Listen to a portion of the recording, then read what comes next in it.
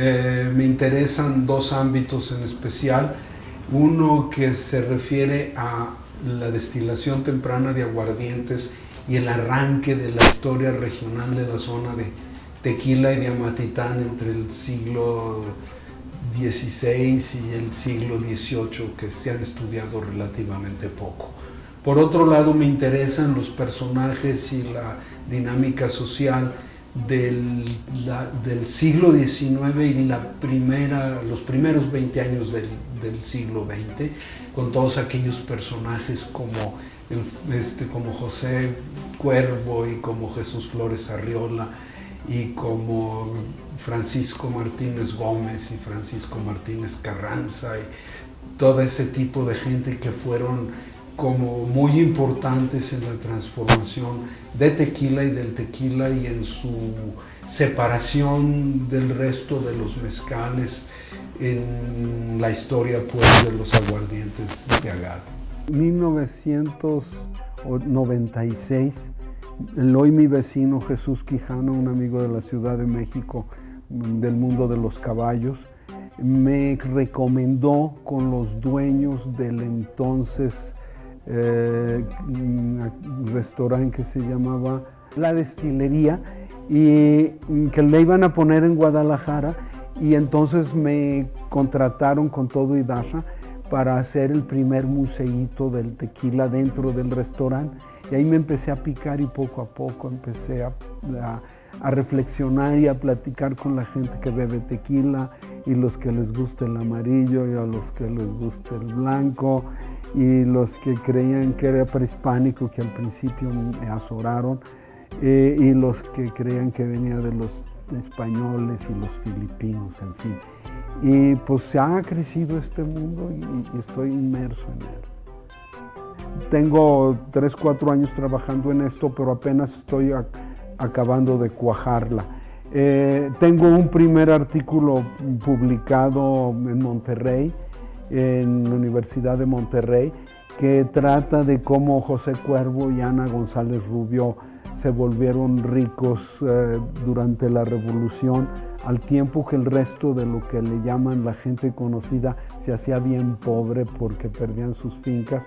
Estos se hacían bien ricos porque vendían tequila y les compraban sus casas a los que dejaban de ser ricos y los mandaban a vivir por ahí a las casas de 2 pisos, aquellas de altos y bajos, y pues les caía la crisis y José Cuervo y Ana González les compraban sus casas. Entonces es muy interesante todo ese mundo de contrastes que el mundo tequilero y aguardientero ha tenido con el resto de las sociedades mexicanas y novohispanas, casi siempre como que a contrapelo o a contranota, diría. Cada vez hay más gente que se está metiendo en esto, es muy atractivo, y ya ahora el problema es hacerse de fondos para trabajar. Lo que yo hago es muy barato, pero sí entiendo que muchas de las actividades de investigación en torno a todo esto pueden ser bastante costosas. Estamos haciendo varias cosas. Una, por el lado de Tequila Interchange Project, estamos ya haciendo un seminarito que Diana y yo vamos a presentar algo la semana que entra. Luego, pues hay los proyectos que se han tratado de hacer, unos exitosos, otros no. TIP está funcionando, pero luego tratamos de hacer uno por el lado de la universidad y dejó de trabajar. Sí se necesita que cristalicen los diferentes esfuerzos alrededor. La Autónoma, por ejemplo, ya tiene una suerte de pequeña institución donde preparan especialistas en tequila, no recuerdo, diplomados en conocimiento sobre tequila, modestos, pero ahí están. Y quisiera yo que en la Universidad de Guadalajara lográramos hacer una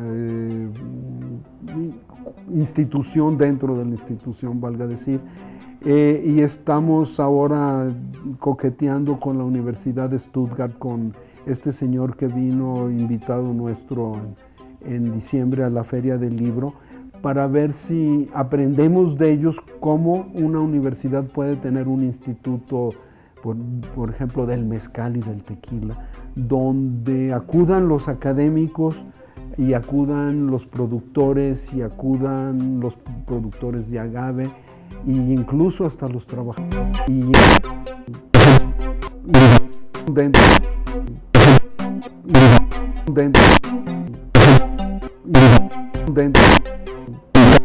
mira, me importa producir conocimiento muchísimo, tanto conocimiento corriente como conocimiento estricto. Me gusta mucho meterme siempre a inventar pequeños modelitos teóricos o alguna cosita en casi todos mis trabajos que pueda contribuir a la producción de conocimiento. Pues poder seguir trabajando, mira, por un lado con esto del tequila, encantado de la vida, y el otro trabajo que hago un poquito sobre la retórica y la relación de la retórica con los textos novohispanos del siglo XVI, que es fascinante. Y esto desencadena también en algo muy, muy importante, que creemos que muchas de las leyendas que se han construido a partir de los textos del siglo XVI son de a de veras, y nos damos cuenta de que hay muchísimo contenido retórico que las marca de alguna manera. Trabajo relativamente solo, pero me gusta trabajar en grupo o con otras gentes, como con Diana, tu mujer, por ejemplo, o con mis otros colegas, como con Claudio Jiménez.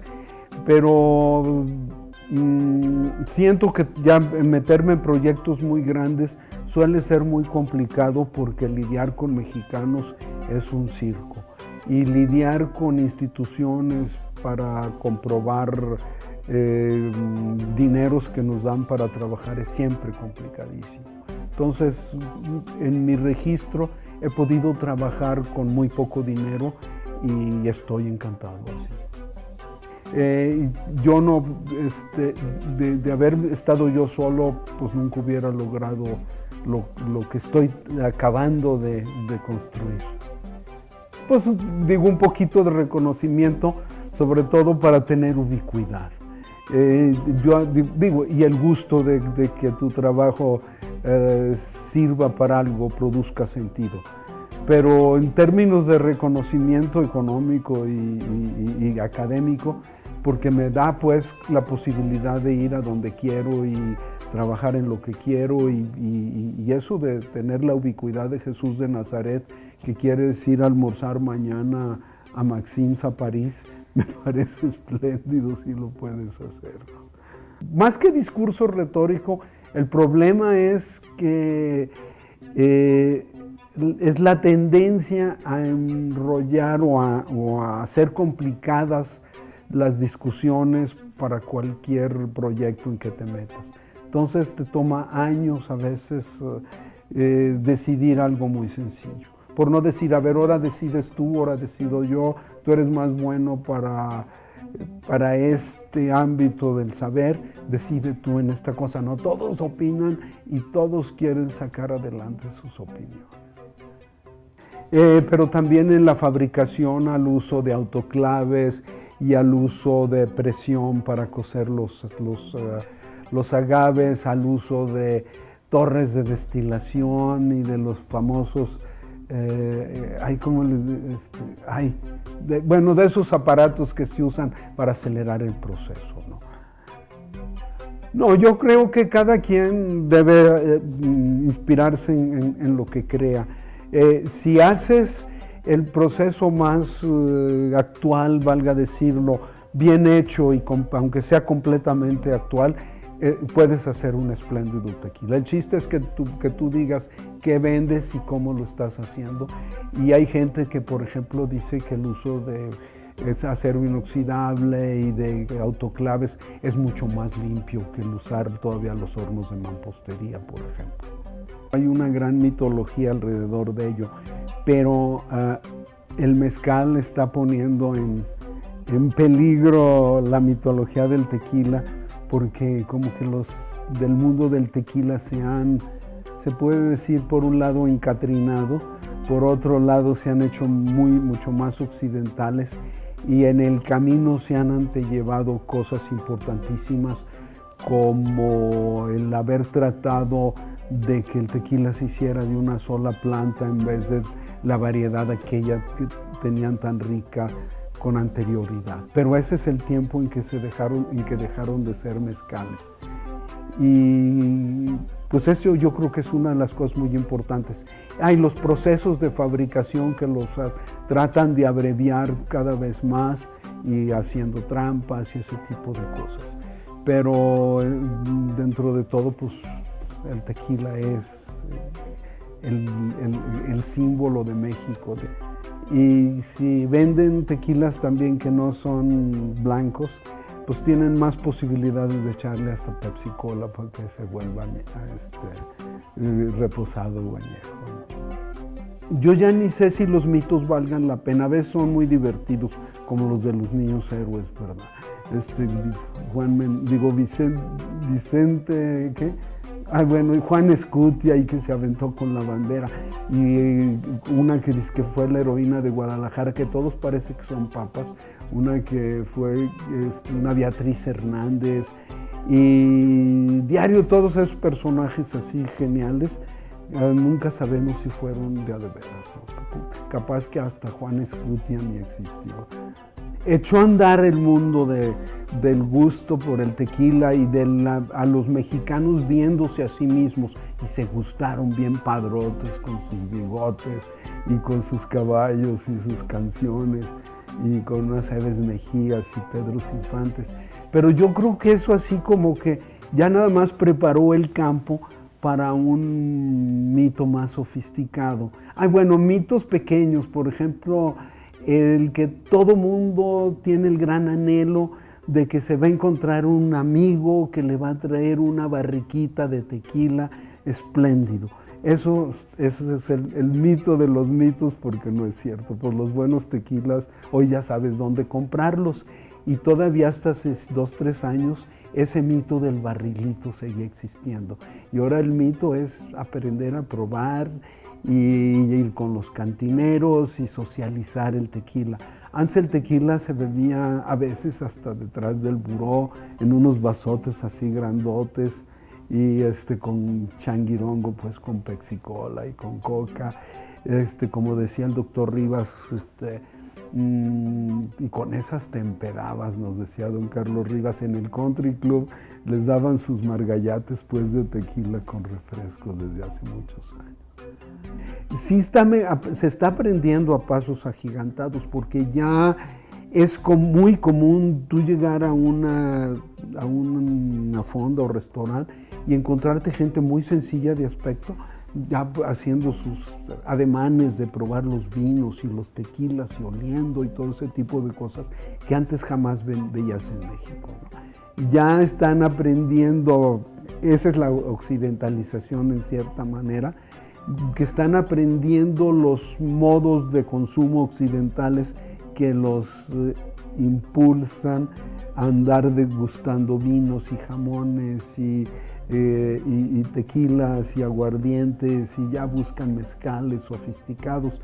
Esa tendencia de la humanidad la tenemos que aprovechar y está ya muy presente, ¿no? Y por ahí les tenemos que llegar. Volver a la diversidad de plantas para fabricar el aguardiente, de alguna manera. Ana Valenzuela, por ejemplo, propone casi rebelión de no hacerles caso a las normas ni a las reglas y a ver qué me hace. Y dicen con mucha razón, los muy chiquitos, nadie les va a hacer nada.